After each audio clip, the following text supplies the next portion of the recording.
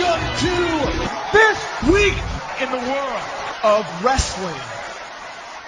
Welcome to TWitWoW, the best wrestling podcast made for wrestling fans, by wrestling fans, on the web today. I'm John, that's my cohort and commentary Ashton, and this is our Thursday night Smackdown review.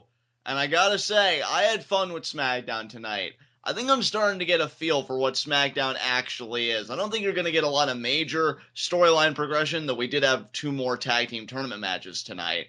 But I think mainly what Smackdown is a host of just really quality wrestling matches. I feel like it's more of a wrestling-centric show, not, of course, counting NXT. I'm speaking purely in the universe of the main roster than Raw is, because Raw, at least seemingly, would be more story-heavy. And, on that front, I think Smackdown succeeds. There were some really fun matchups on tonight's show, and in a main event that I found thoroughly enjoyable for a lot of different elements. So, yeah, I'm feeling good about this Smackdown. What about you, Ashton? Yeah, man, this was a quality show to me from beginning to end. There was really a lot to like on this show, and I'm looking forward to kind of getting more into it. So I'm ready to start the show. Absolutely. Let's plunder our hands in the dirt. Let's start with Heat of the night. And, I've got 0 heats of the night tonight. I think everything went well that was supposed to go well. And, yeah, just no complaints whatsoever. So what about you? Is this the first time ever that we've gone an entire week's worth of wrestling shows without a single heat of the night? Yeah, it might be either the first time ever, period, or at least the first time in a long, long while, to the point where it's almost being historic again, because, it does feel like some time, doesn't it? It does. It really does, because this is a really good show. I have no heats of the night. I can't, honestly, even if I wanted to try and nitpick about this show, I can't think of anything that I would nitpick about. I have to agree, because even the quote-unquote golden truth thing they did, I actually liked it. I thought that was amazing. That was hilarious. That was so well done. Yeah, that was so well done. Yeah. So, to me, to even nitpick, I have to tell you, it would feel incredibly forced, and that's not what we're about here, so I'm just going to say I have a clean slate, you have a clean slate. So with that said, let's not waste any time. Let us get right into our Thursday night SmackDown review, and we begin with Miz TV with introductions by the lovely Maurice, who introduces her husband.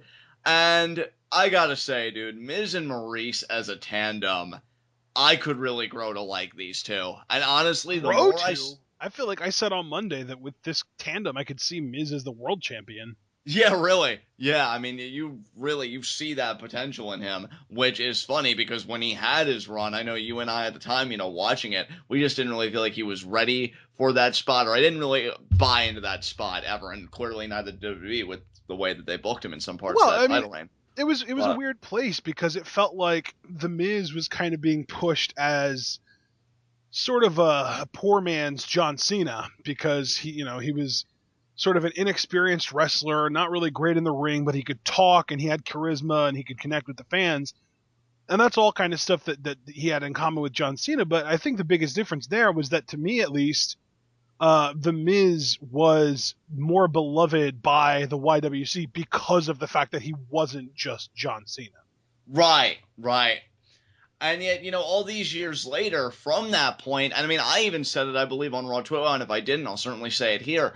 Maurice, and it's funny that I say this given their relationship, but she really completes The Miz, I think. Yeah. I think that she really was what he might have been missing. And it's funny because I don't think he's terrible on the mic, but I think having somebody to work off of like Maurice just enhances him that much more, makes him that much better. The way that they're talking on and on about each other. Oh, what's it like to be married to me? And oh, you're the most beautiful woman. And it's just dripping, sickeningly sweet honey, but in a way that's so braggadocious and pompous. You just want to punch a hole through their face. And it works, though, because that's the reaction that they're supposed to be getting. And I'll tell you, this kind of Miz, this kind of character is one that I think is perfect for the Intercontinental title right now. If they really were so hell-bent on giving him that championship at Ryder's expense 24 hours later, I would milk the shit out of it until that a babyface could come along, they could get such a huge pop for taking it off of him, comes along at whatever point in time. It's just a great act. And, it was going on and on, again, the complimenting each other and Miz saying, oh, I want to do all this stuff for you and all this stuff. But then Zack Ryder's music hits, cuts it all short. And he's like, hey, Miz, or hey, Maurice, he says, how does it feel to be married to somebody that wears more makeup than you do? I made a funny. And he pretty much comes out and says, well, I want another shot. I know you beat me for the Intercontinental Championship, but I had my WrestleMania moment. You can never take that away from me, and I know I can beat you. I know I can beat you for that Intercontinental if you just give me a shot. And Maurice inquires to the crowd, oh, do you guys want to see Zack Ryder face my husband? They do the yes chant. Miz says, oh, you're on. And it seems like we're ready to go, but Miz is like, oh, wait, I forgot. You're already scheduled for a match tonight. And in typical Zack Ryder fashion, he's like, what are you talking about, bro? What are you talking about? And Maurice and Miz go against this man. Ciao, and then Baron Corbin's music hits. Yeah, and that was like the ultimate moment of, oh, Ryder's about to die. Exactly, which, puts a big old smile on this face. So, yeah, Who's got two thumbs and a big smile on their face? This guy. Exactly.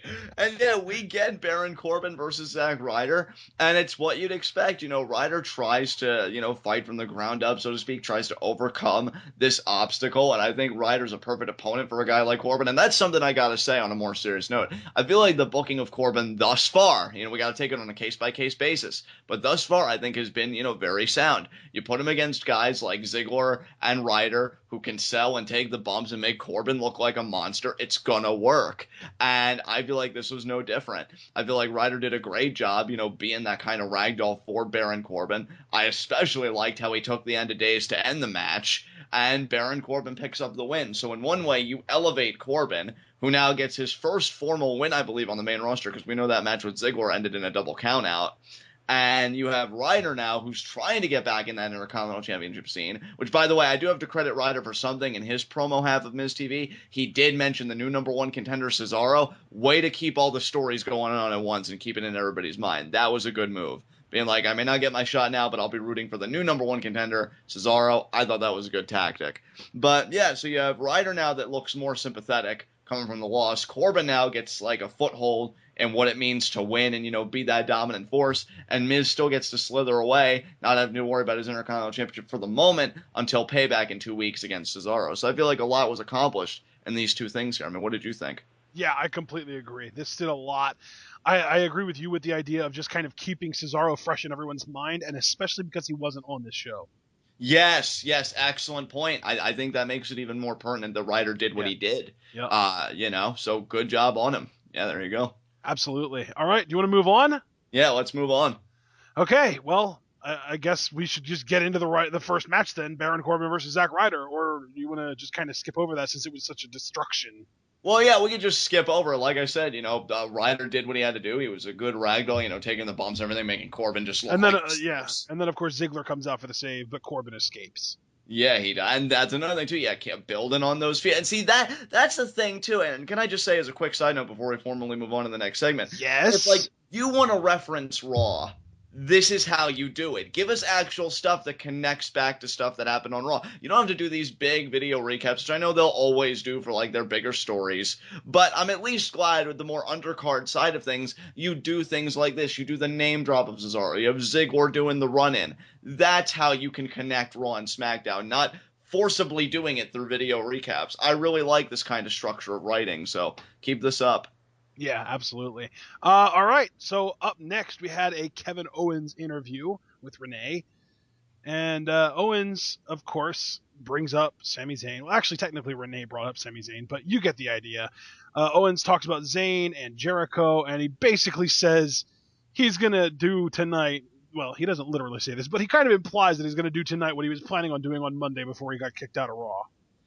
And first and foremost, I've got to say, it's nice to see that Kevin Owens is in a working environment where his First Amendment rights are respected, and he can actually say things like this and not be suspected of doing anything malicious. Second of all, how great is Kevin Owens to acknowledge that Renee is actually getting better at her job? I mean, just amazing that he's looking out for his peers this way. As far as the promo itself, I mean, just Kevin Owens being Kevin Owens, and that's one of the best talkers, in WWE right now. Says, you know that I know Sami Zayn better than everybody. And what happened on Raw, nobody's going to save Sami Zayn tonight. There is no Shane McMahon. There is no anything. It's going to stop me from getting involved in that main event. And Renee says, well, is that a threat? And before Kevin can really expound on that, can really clarify, his remarks, he instead opts to say, well, Renee, you know that I know Sami Zayn better than anybody, and Sami Zayn knows me better than anybody. So why don't you go ask him what he can expect to happen in that main event? And then he walks off because he's incredible. So yeah, I thoroughly enjoyed this, and it definitely got me hyped for the main event of Jericho Zayn even more than I already was. So there you go. Yeah, absolutely. Yeah, this did a great job. Up next, we had our second match of the night, and dude, this was a highlight of SmackDown for me. Emma versus Paige. Brother, it was a highlight to anybody that's really been with NXT, and I'm talking like the revamped NXT, the NXT we know today from the word go, and this was really the first big women's rivalry of that brand. Yep. Put a smile on my face seeing these two get into war SmackDown. Emma did get a screen-in-screen promo as well. Talked about, again, furthering the feud with Becky Lynch, which I liked. Because I don't know if that started on Raw or was that last week on SmackDown. I think that was last week on SmackDown. They had their little backstage segment, if I'm not mistaken. But that continues here. Yeah, it was. It was with Emma and Becky. Yeah. Well, I mean, that makes it even better in my mind because this really feels like a SmackDown-centric kind of storyline. And I like that they're building on it, this week with the, again, screen-in-screen promo. Yeah. Emma saying, I was the adorable girl next door and all that stuff. Quirky. And I got... She said quirky. I remember that. Quirky. And I got rejected. And then Becky Lynch comes along, same kind of vibe about her, and she gets to be a part of the greatest, women's match in WrestleMania history. Yep. And Emma's just saying more or less, it's my time. I'm sick of this crap. I'm going to take what I want. And her and Paige go out, and they have a pretty physical matchup, and I like that. I like how heel Emma works with, well, whatever Paige is. Paige is just going to be Paige. And, they go out and they have a solid outing. I like the aggressiveness that Emma showed in the corner in particular after she got that schoolboy kind of in the corner, knocking Paige's head in the middle turnbuckle, and then she just starts beating her with the forearms, it looks like, and then the Emmamite sandwich. Oh, so good. And yeah, it's just a really physical back and forth matchup, but ultimately Emma gets the win, which was amazing. And actually, yes, she got it because I think Paige was thinking about going to the top rope. Emma takes the leg, she yanks it out. Paige's face just hits the top turnbuckle hard, and then Emma stacks her up in the pin, and she gets it. And what I liked about this, and I think Paige was just selling really well, she actually calls the ref back, and she's gesturing to her nose, and she's got this look of pain on her face. So Paige really selling the number that Emma did on her. And Emma is just walking up, and she's going, my time, too bad. And, she's just really building that momentum. And I would love it to be true. I mean, I'll be honest. I think that I'm a Becky Lynch fan. I have no ill will towards Becky Lynch, but I'll be rooting for Emma at Payback.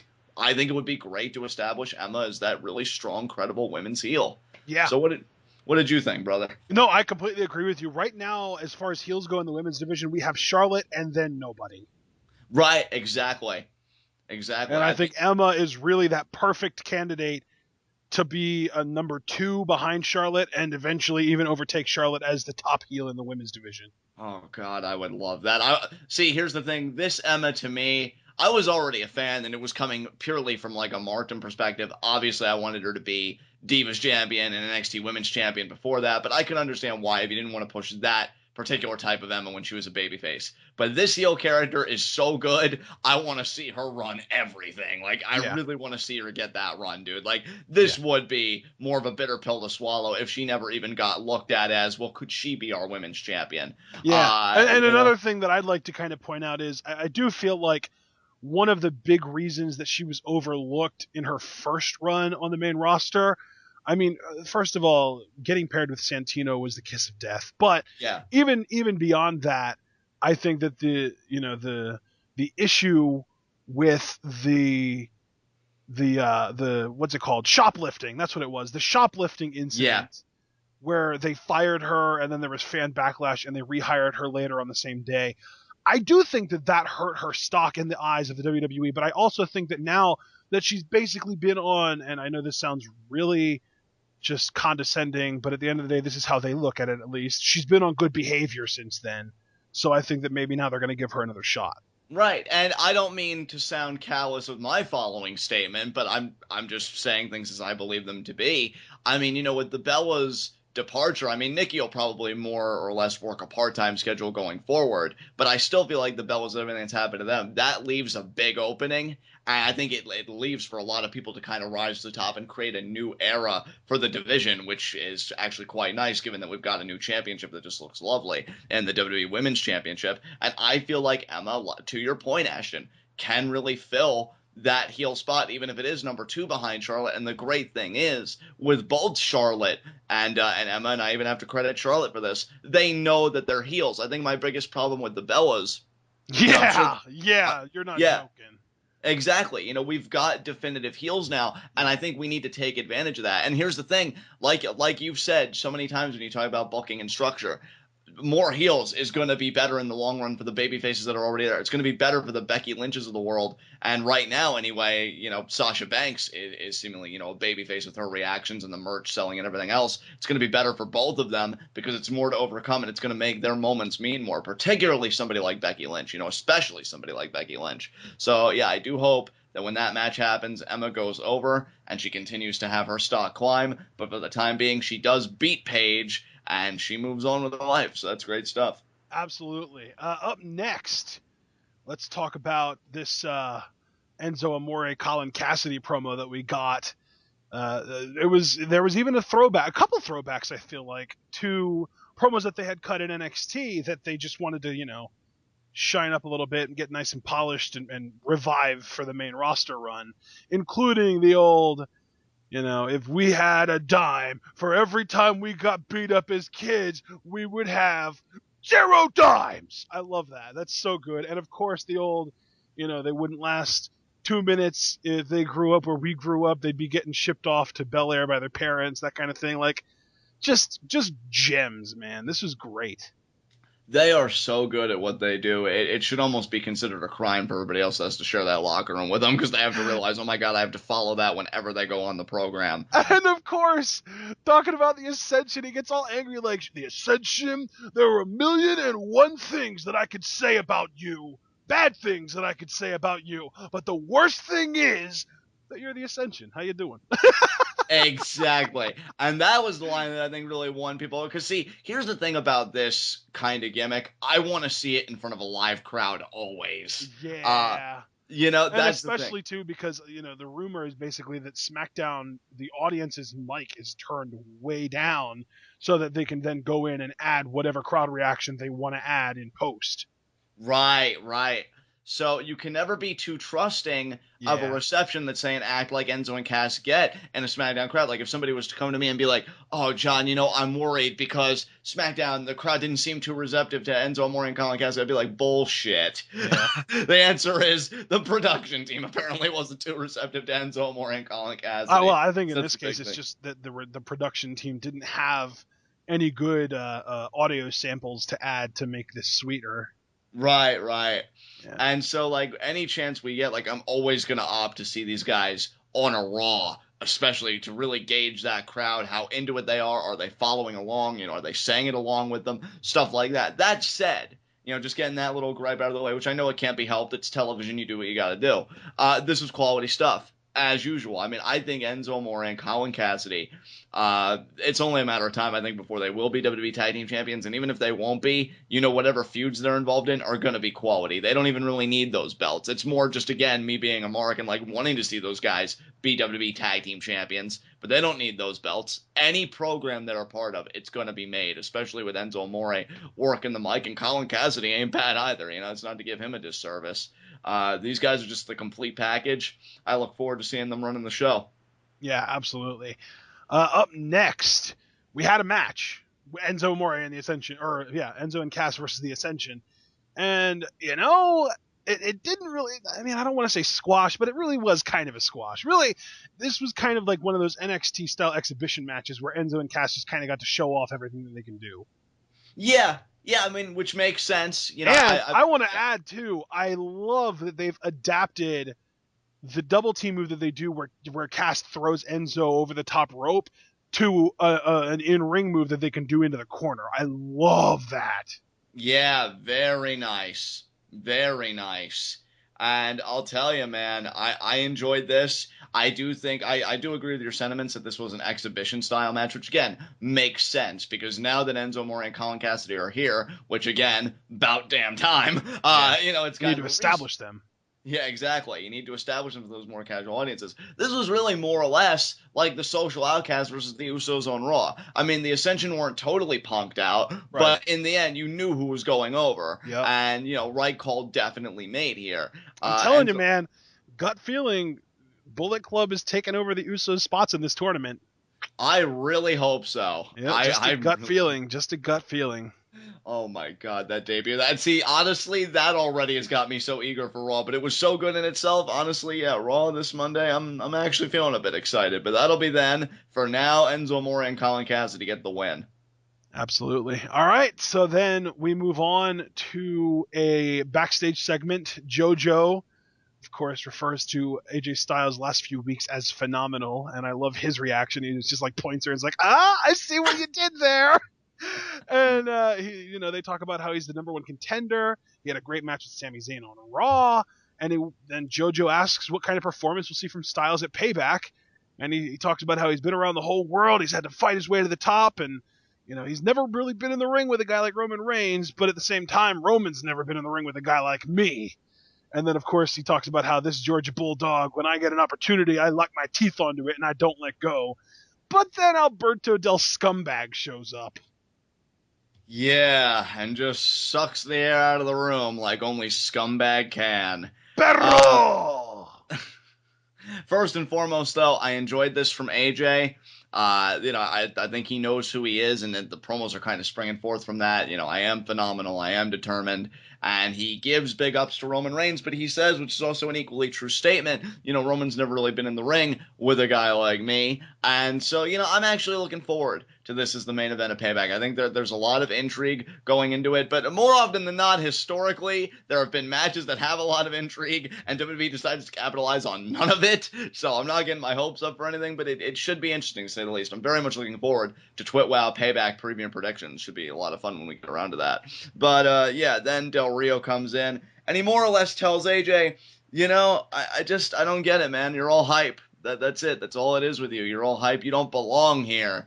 And AJ's like, you're right. I love this. Yeah, I loved it too. What a great turnaround. I don't belong here, doing the talking and all that Flapping stuff. Flapping my gums. I belong out there in the ring. I want to prove it to you tonight. Whipping your ass, boy. More or less, yeah. And I loved it. I loved that he turned it around on him, because the first one was like, you're right. I'm like, ooh, AJ, okay. You just gave him confirmation, but how are you going to make this work for you? And then he did, and I'm like, yeah, AJ. I feel like he's actually gotten better at speaking a little bit since his time. He's gotten more confident, I think, yeah. I agree. Confidence, I think, is a great word, Ash, and I agree. I think between just watching his development from TNA to New Japan, I'm sure I may be missing some stuff in between, and then WWE. Well, I mean, he had an ROH run. Before TNA, though, right? Wasn't that before TNA? Before and then also between TNA and New Japan. Oh, okay. Well, yeah, I mean, I didn't really pay attention much to his ROH stuff, so I'm just going primarily off what I know. But yeah.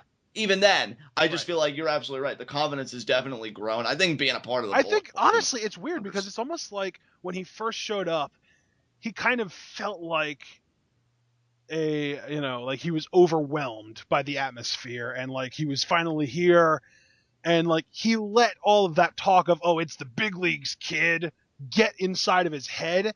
And now that he's been here for a couple months, it's kind of like, for the NFL, when a player first shows up out of college, they always say that the speed of the game, it feels a lot faster because all the players are on average faster than the players in college. So the whole game feels faster, and eventually in their rookie year, they say that the game slows down for them, and that's when they play their best football because they're able to diagnose and kind of, take everything in and digest it easier. And I feel like that's happened with AJ Styles. I feel like he was overwhelmed at first, and now everything's kind of settled in, and in a metaphorical sense, the speed has kind of slowed down for him, and he's able to kind of diagnose and digest everything a little bit easier. I couldn't have said it any better. With that said, let's move on. Okay. Up next was the Golden Truth backstage segment, and this was hilarious because we start with R-Truth, and Goldust walks in and tells Truth, I talked to management and we won't be teaming tonight. And then next thing you know, who should show up but frickin' Fandango? And he's doing his hip gyrations, and Goldust joins in on the hip gyrations, which makes it a billion times funnier. And Goldust is like, say hello to Goldongo. And R-Truth is so confused. And then Fandango's like, this is a little bit awkward. And Goldust goes, and R-Truth is like, why do you say that? And Goldust is just like, because you're the only one not dancing. It's just, this was amazing. I love Fandango, and if teaming up with Goldust is the way to get him on TV, yes, please. I agree with you. This segment was both hilarious and incredibly sad to me at the same time. Hilarious for obvious reasons because Fandango is great, and I'll even give Goldust his due. When you give him the right person to work with, I think he could be hilarious too. I loved his shit with Booker T back in 02, 03 when I was a kid. I thought that was gold, and no pun intended. And seeing him now. And now seeing him with Fandango, it's like, oh man, I forgot how entertaining Goldust could be because I've been too busy leaving an imprint in my wall with all this Golden Truth bull crap. Yeah, dude, while this was happening, I even had a moment where I realized, oh my god, the WWE did us such a favor. They made one of our year-end awards a super easy decision. Worst storyline of the year goes to Golden Truth. Yeah. Spoiler alert, people. I hope you're ready because in 8 months, it's happening. There you go. But the incredibly sad part that I want to get to is just that. I mean, the fact that Fandango isn't more prominently featured than he is because he's so good. I mean, you even had on that one episode of Lucha Underground Afterbuzz, which, by the way, people, new episode tonight. Be sure to check it out. Carly Perez, aka Katrina, who worked with Johnny Curtis on that season of NXT where it would seem like they were on an abandoned island and we're never going to get off. Which was amazing. And she said, very sincerely, like, Johnny can do anything. Like, he is so good. And she's right, because whether it's being a creeper, why don't you have chloroform? Or no, John, it was why don't I have chloroform? Why don't I have chloroform? There you go. Whether it's doing something like that or being a ballroom dancer, like he kills it. He's actually a Cody Rhodes type, is how I would describe it. Puts his back into the gimmick and really gives honestly, it 100%. Though, he's bigger than Cody Rhodes, which really, like, that's the things that surprises me most, because, like, WWE will push guys like Ziggler, who, I mean, granted, yeah, he's incredibly talented, but so is Fandango, and Fandango has the WWE look. Like, I think he's like 6'3". He is ripped to shreds. I do not understand why they refuse to push him. And honestly, the only thing that I can actually think of is I actually read, I think it was on the Falcon Arrow AMA that was up before he freaking retired from Reddit altogether, that I guess that Johnny Curtis, the person, just doesn't ever try and come up with unique ideas for himself and just kind of goes along with whatever's given to him. Well, that would explain it because, WWE's got a system of, oh, well, we award initiative, and by reward, we go with it for a little while until we piss all over it. But and that's the thing, too, is that it really is, because they're basically saying, like, oh, our wrestlers need to come up with their own stuff. Why the hell do you even employ writers then? That's a great point. Like, you're not confident enough in your own writers to tell those stories for people. Yeah, I can understand if you would want the wrestlers to have input, because if the writer tells the wrestler what to say and the performer says to themselves, oh, that doesn't really sound like something my character would say, obviously that kind of input is not only helpful, but I think necessary to putting on a compelling product.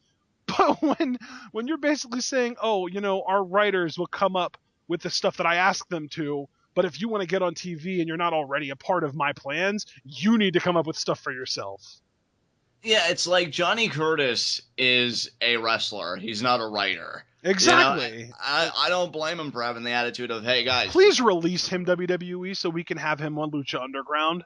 Yeah, please. I would love to see him and Katrina working together again, even though it would be in a very different context, obviously, with her character and everything. That'd be amazing. That is like, him and Barrett are the two guys that I really want on Lucha Underground. Yeah, and I would see Johnny Curtis as more likely than Barrett, because I think Barrett's given up pro wrestling altogether. I think you might be right, but if he decides to stick around in the business, give him a Lucha Underground run and just see what he does with it, because... Yeah, he's awesome. But yeah, I think Johnny Curtis. I legitimately think there's a shot that that's going to happen. Look, I don't want to speak for either of these guys because obviously they know what they're thinking better than anybody else. But if Barrett is falling out of love with this business, if Johnny Curtis is kind of blasé about this business, you go to a place like Lucha Underground, you fall in love all over again. Reignites your passion. Yeah, exactly. It does, because I can That's tell why you. I'm honestly kind of surprised we haven't seen Drew Galloway in Lucha Underground yet. Give it time. Give it, because I mean TNA now is doing their old warehouses. That's their headquarters. Give it time. Drew Galloway will be looking for work, and Lucha Underground I think will happily. I don't think he's even contracted with TNA anymore, dude. What? Oh, see, and this is how far behind I am because last time I read he was TNA World Champion. Like. Well, I mean that's also on tapings that are like multiple months behind, like with Lucha Underground. Yeah, well, see, there you go. So I have no idea what's even going on with that situation then, but I still though I stand by. Give it time. I think obviously I could be wrong. That's just from what I feel like I've heard. But yeah, that's like I don't know. I feel like Fandango, Johnny Curtis, whatever you want to call him, I think he's one of those guys in WWE right now that has all the potential in the world and just flat out not only is being underutilized but isn't being used at all. Exactly, which is criminal. It's I mean, in a segment like this to bring it full circle. Great. Every single time this guy is on my television, I enjoy it. It's entertaining. Yeah. I mean, he still has that direct line to your funny bone, as you once said about Fandango. So there you go. So yeah, this segment was great. Let's move on. Okay. Well, up next was our 5th match of the night, the Vaudevillains versus Goldango. And, I freaking love the team of Goldango, but clearly they're not the most successful tag team in the world. No, because the Vaudevillains take care of business. Yeah, they do. I gotta tell you, man, I don't know if it's just them having a new scene and working with new people, but I've really fallen in love with the Vaudevillains all over again, and it feels great to say. Oh wow, yeah, I didn't realize that you felt that way, but that is really cool because you were a huge fan of them when they were in NXT at first, and they kind of grow on us. Yeah, and I never stopped liking them for the record. I don't want anybody to think like I soured on them. No, but they kind of outwore their welcome. Exactly, and it's just kind of like, well, they're still cool, but American Alpha, though, and I still am that way. And the Revival, though. And the Revival, yeah. Oh, my God, those teams. But, yeah, seeing them in a new setting now, and which, by the way, I didn't say this last week, because I don't even know if it was a fact last week, but it is this week. They went back to their second theme, bro, the one you and I like best, which I really, really liked. I'm like, yes, because that is a perfect heel theme if they're working heel. And yeah, Whirling Dervish gets the job done. And looking at the brackets, because now they're going to be facing Enzo Amore and Colin Cassidy, maybe on Raw, maybe next week on SmackDown. No, I don't think they are. I think that they're in the same bracket as the Usos, aren't they?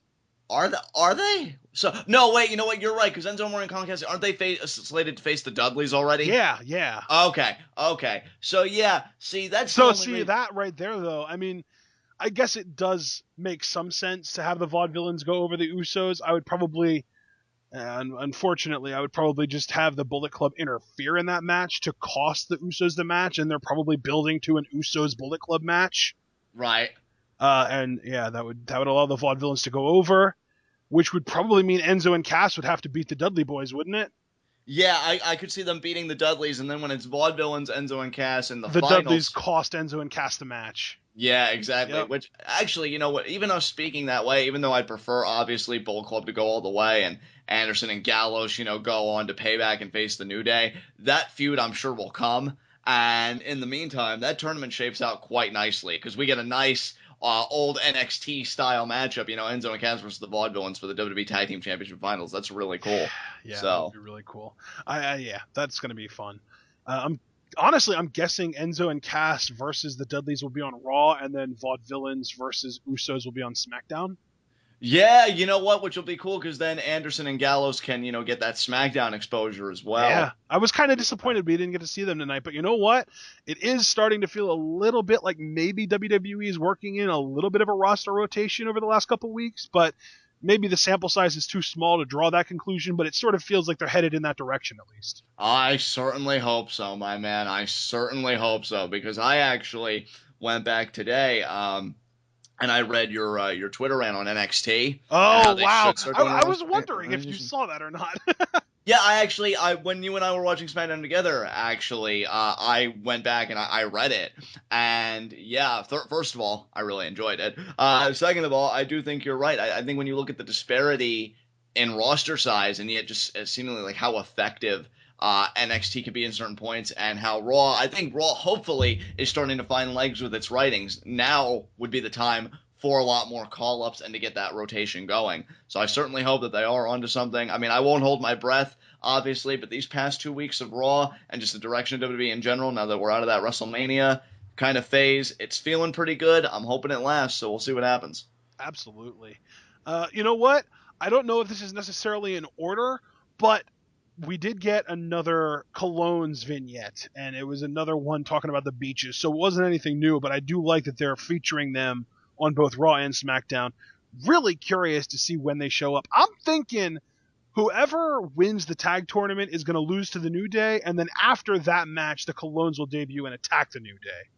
I think that's sound booking to me. Yeah, I could totally get behind that. So we'll I see. really, that's just another example, though, of me feeling like there is no reason at all for you to withhold the date that you're expecting the Colognes to debut. I don't understand that. And I guess that really the only logical reason is they don't even know when they want them to debut, so they're going to keep it fluid for themselves, and they can just kind of make them show up whenever the hell they want. I would say the latest would be the Raw after Payback. No later than that. Yeah. But, I actually like your idea because here's the thing. The fans are going to be salivating before too long, if they're not already, for Anderson and Gallows to get in that title picture. Mm-hmm. So give the tournament winner their title shot. I'd say you could have Prepico because I really miss Prepico and they deserve a stage. And honestly, I love Anderson and Gallows, but they can wait their turn. I'd love to see Prepico and New Day be at least like a 2 pay-per-view program. And then you do Anderson, which actually I think may coincide with SummerSlam, if not close. Dude. Honestly, it's crazy. There are so many good heel tag teams right now. Yeah. I mean, and even if you don't want to necessarily say, heel tag teams that I'm a huge fan of, the Vaudevillains, the Bullet Club, the Colognes, the Dudley Boys, right there is 4 quality heel tag teams. And then on the babyface side, you pretty much have Enzo and Cass in the New Day. Yeah, and and the Usos too, though. I mean, we have. Yeah, but I said quality. Oh man. I mean, I guess we could toss the Usos in there. I think them a bone maybe, but then even if we do include them, that still leaves a heel tag team with nothing to do. Yeah, American Alpha. Oh my God! Yeah, Could you imagine the matches we would get between American Alpha and the Bullet Club guys? Oh my God! Please, we have to get to this recording with me not changing my pants, and you just made it so much harder. Oh my God! Yeah. But with that said, I mean, yeah, this tournament's shaping up nice. I love the tag team division. It's funny because now that you highlight all the heels, the tag team division gets it right. Where the main division, the heavyweight division, the mid-card titles, all that stuff, could use more heels, I feel like. But the tag team division's just fine. We'll talk about that in a couple segments. All right, fair enough. Let's move on. Up next was a Chris Jericho backstage promo. And you know what, John? Because I know you just love Chris Jericho so much as a heel, I'm going to let you take the ball on this one. Yeah, I mean, he pretty much, typical Jericho faction, says that, Ambrose is an idiot. He's disrespectful. The highlight reel got disrespected. One of the most beloved segments, one of the most iconic segments is the word that he used, in Monday Night Raw. And, tonight he's just going to take all that frustration out on Sami Zayn, who's another stupid man, too. Everybody's a stupid man, Ashton. A stupid, stupid man. I just love how angry Jericho is. Are you going to highlight the heel work? No, I'll let you do that, man. Because I mean, yeah, I really, honestly, I was just kind of asking. I mean, first of all, the best in the world at what he does, of course, but then also, I proved it in this dump in San Diego when I defeated the Rock and Stone. Yeah, I said it. It's a dump. When I defeated Rock and Stone Cold Steve Austin in the same night.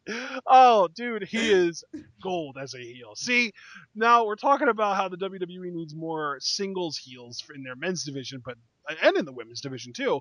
And I think Jericho goes a long way to help in that, category. Oh, certainly. So, I mean, 15 years. He has been riding that fucking horse, a first ever undisputed champion, 15 years now, and he's still getting mileage out of it. Like, goddamn. I look at it and I'm like, so, that horse need a drink? No, it's good. It's good, you idiot. I'm from Winnipeg. Ah! And just, I don't know, man. Jericho's so good. I never want him to be babyface again. You know, wear your scarf. Make your references that has a disconnect with the demographic that WWE tries to appeal to. Do all that. Plebeians. Just be a heel while you're doing all of it. And maybe bring a latte with you for highlight reels. I don't know. I just class up the place however you want, but just consistently be a heel. For some reason, I feel like I remember in like my middle school, I once referred to somebody as a parasite because of Jericho. And they had no clue what I was talking about, so they said, well, you're only one site. And I'm just like, what? Because, you know, site. Right. I was so annoyed because, like, I thought I had the perfect word to insult someone, and that was just as simple as just making a dumb joke is just like, damn, the perfect counter. Utterly diffused. Oh my god. But yeah, I agree with you, dude. I mean, getting back kind of on a subject that you broached a little bit, Jericho does go a long way. If for no other reason, he does have the credibility of being an established veteran.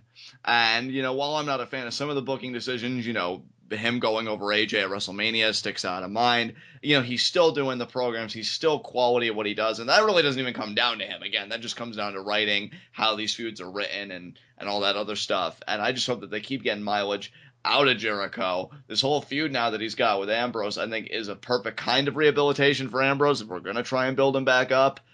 So we'll see what happens. But yeah, I'm just loving the ride, man. I want somebody to try using Jericho's words on him, but because Jericho also has that childish sense of humor, he has all of the retorts prepared for him. Yeah, exactly. Like the parasite single site thing, but then also like plebeian, the best in the world at what I do. Oh my god. Jericho would too. He'd be like, nobody uses my material. I'll blow it all up. Yeah, and it plays into the wrestling thing too, because if you know, there's like that psychology of if a wrestler uses a move a lot and somebody else tries to use it on him, they know the counter because that's their move. Exactly. Oh my god. So up next, we actually get to our main event, which is Chris Jericho versus Sami Zayn. And no more than like 3 or 4 minutes into this match, Kevin Owens' music hits, and he comes out. And when he's about halfway down the ramp, Dean Ambrose's music hits, and he comes out and he starts handing out flyers that literally the entire flyer is a picture of Dean Ambrose, the words Ambrose Asylum, and then his name underneath his picture. That's the entire flyer. There was no invitation to anything. There was no indication that someone was lost. This is the most useless flyer in the history of flyers. I didn't think you'd be so critical of a flyer, but I can't really say that I blame you, given all the points that you illustrated. He's a madman, Mogul. He has no clue what he's doing with paperworks. But yeah, I mean, so Ambrose and Kevin Owens joined the commentary booth, which is just incredible. Oh my god, dude. When they were on the commentary booth bickering, all I could think of is, oh my god, I want these guys to be a Strange Bedfellows tag team. Yes! They just hate each other's guts and they're constantly bickering, but they're both so good at singles wrestling that they find a way to beat tag teams. Exactly. I just love Kevin Owens. And then the revival shows up, cripples one of them, and pins the other. Exactly. I just love. Well, I mean, really, I love everything about Kevin Owens. Just like one particular thing would just be an injustice, but I mean, in particular, that would be like the ideal way to turn Owens face too, because like he and Ambrose would be constantly at each other's throats and bickering, but it would be so entertaining, like Brock and Kurt. Exactly. And I just love Kevin Owens' reaction to everything from the flyer. You know, Dean, as far as ideas go, this isn't the worst that you've had, and I really do hate you, you know? And then every time he talks to Byron, or he just gets, Byron, please don't talk to me, Byron. Yes! Please, Byron. There was even one moment tonight where Byron said something stupid, and I was just like, shut the hell up, Byron. Like, I wasn't even trying to, just he said something obnoxious. I don't even remember what it was. And just because I have grown to love Kevin Owens so much, my initial instinct was just shut the hell up, Byron. God, dude, I can't remember. Maybe it was when Seth Rollins, was kind of on his rise after leaving the Shield. I have never wanted to see a heel succeed so damn bad like I do with Kevin Owens this year. Like, I was even talking with Steve Herman of the Smart Show on Twitter, and we were even saying, like, 2016, 2017 early 2017 has to be the year. Well, WWE, so someone gets really hot today, and they might get a world title in 3 years. Exactly. I was going to be like, in 2020 or 2021, that'll be the Kevin Owens era. Yep. Just so fucking good every time, man. And then when he's just doing the By trash then, the talk, world champ will be Ricochet. oh my God, yeah. Oh, well, we'll have plenty of time to talk about that if it shakes out that way, believe me. But as far as Sami Zayn versus Jericho goes, because there was a match in progress, I almost forgot with Kevin Owens. Well, the match itself was secondary to the commentary. Let's be real. I mean, yeah, and it was a good match too, but commentary was just on another level, man. Oh, and really, all night tonight, commentary was on another level. Like, even at one point in the women's match between Emma and Paige, Jerry Lawler had me just in stitches because he was like, referring to Emma, if she was a fruit, she'd be a fine apple. And then if she was a vegetable, she'd be a cucumber. Like, just the dumbest jokes, but because I agree with what he's saying, it makes me giggle. And I could just picture Zack Ryder licking his wounds, watching backstage. Are you serious, bro? Yeah, we're serious. But yeah, I totally wrote that one down for use in the future, too. Good to know, my friend. Good to know. But yeah, you have Jericho attack. Nobody writes anything down anymore. Who am I kidding? Jericho attacks Ambrose, calls him an idiot, which, by the way, that was another great interaction, too, when Ambrose gives Jericho the flyer. Oh, my God. And then Jericho's like, this is stupid, Ambrose is silence, the highlight reel. And then Ambrose goes to pick it up, and I think he's, like, creasing it out, like, using the security ring, and Jericho, like, snatches it back, like, I'm still keeping this. and of course, Owens ripped it up, too.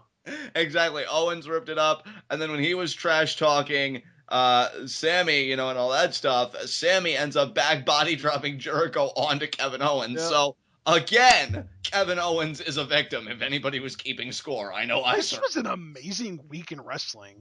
It really was, dude. It really freaking was. Oh my TWitWoW was amazing. Yeah. Get it? Because this week in the world of wrestling was amazing. Bring it full circle. Awesome. But now that I've fulfilled, my oxygen quota there, I had to bring it full circle, and I think you had the perfect response to it. Jericho and Zayn continue in the ring, but this match is one that won't have a conclusion because when it seems like Zayn is about to get the win, Kevin Owens runs in and he begins the beatdown, or what I like to call defending himself after that back body drop transgression a few moments prior. It was self-defense, Judge. It was self-defense. And when it seems like Sami Zayn is about to learn his place yet again, Dean Ambrose has to come in and stick his nose in that business. And Honestly, or less, I was expecting this to end up being a tag match before they even, as soon as Owens and Ambrose came out, I was expecting someone to come out and be like, oh, hey guys, by the way, since you're all out there, let's just make this a tag match and be done with it. But no, we're probably going to get this tag match on either next week's SmackDown or on next week's Raw. Yeah, I'm thinking next week's Raw, and the only reasons I knew that they save it for SmackDown just so that the four of these guys can do bigger and better things on Raw. I do agree. I think there are more intriguing ways that we can advance both programs on Raw. Yeah. You can save the tag match. You can make the tag match of the fallout of the build-up that you gave on Raw and do it that way. And it can main event SmackDown, which I don't think they would let it do on Raw. Exactly. Completely agree with you. So, yeah, I mean, babyfaces stand tall. Zayn gets a haluva kick on Owens, sending him out of the ring. They're angry. Babyfaces are celebratory, and that's how we end SmackDown. And it was a great show, but let's move on. All right, high spots and low shots.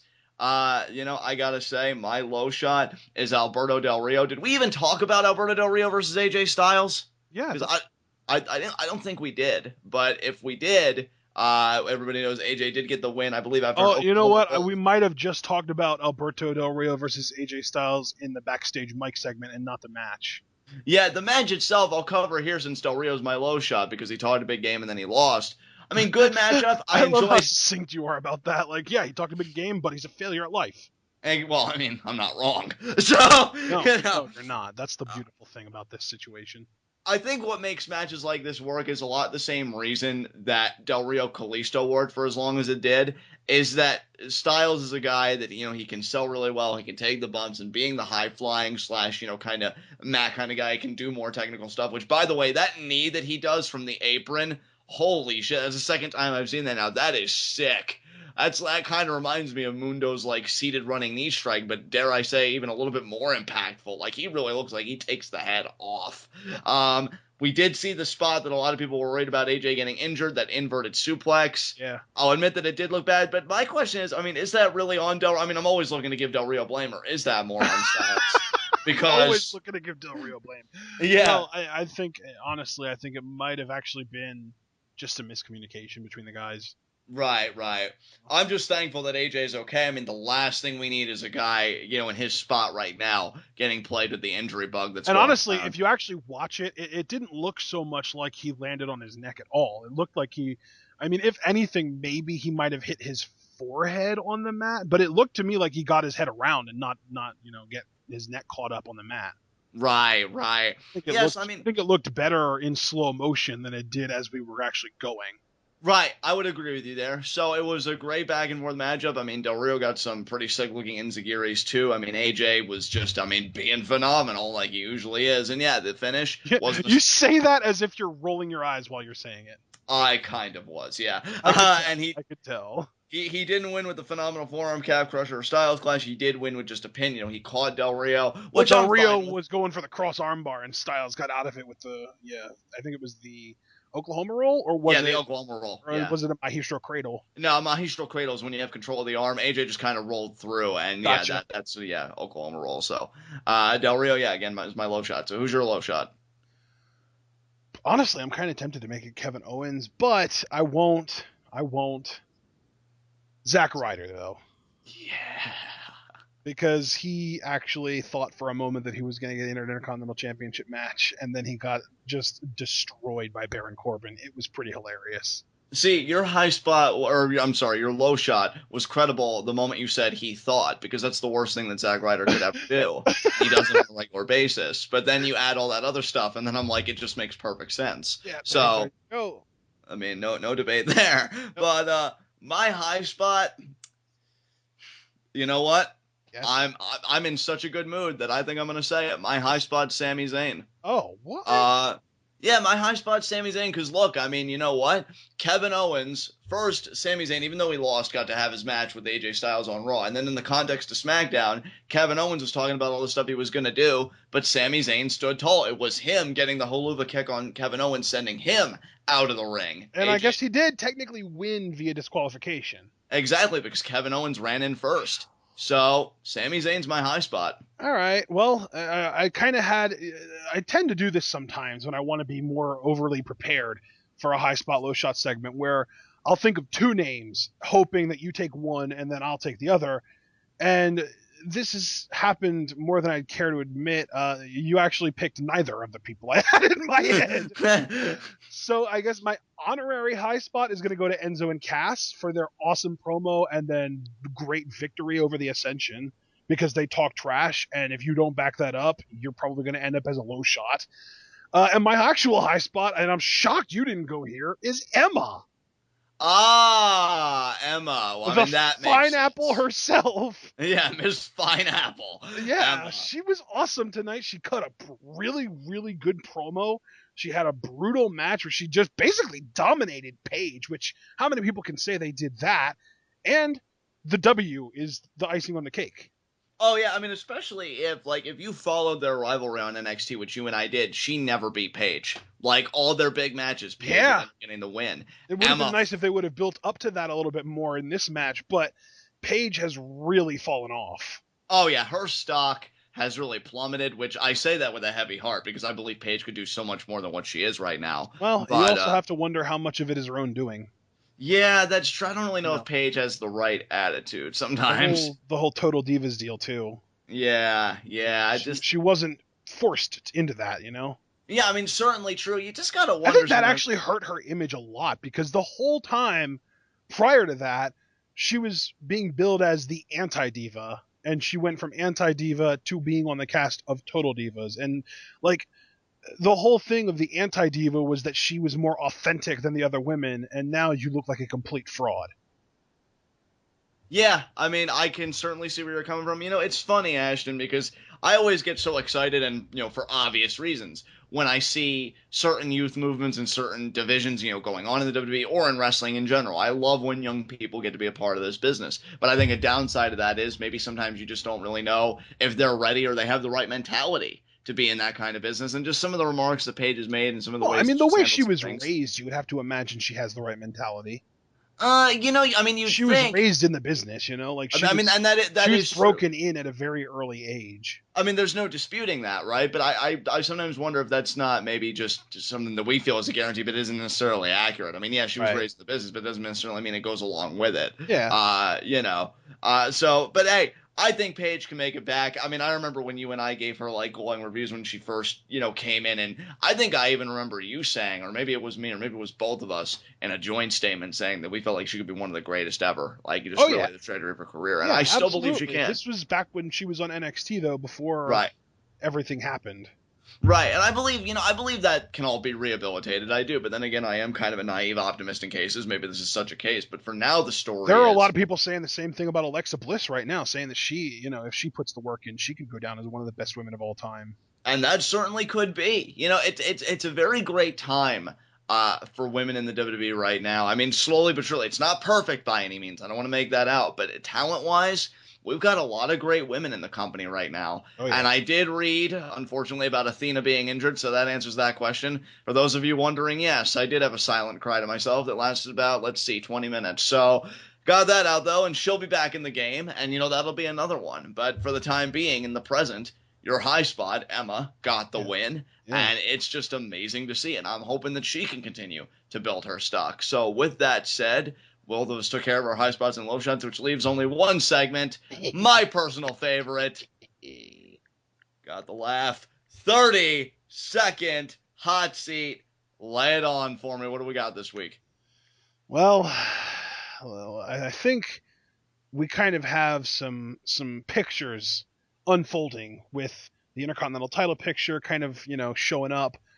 My question to you though, who is going to be Kalisto's next challenger for the US title? And even further than that, who is going to beat Kalisto for the title, the US title, and when?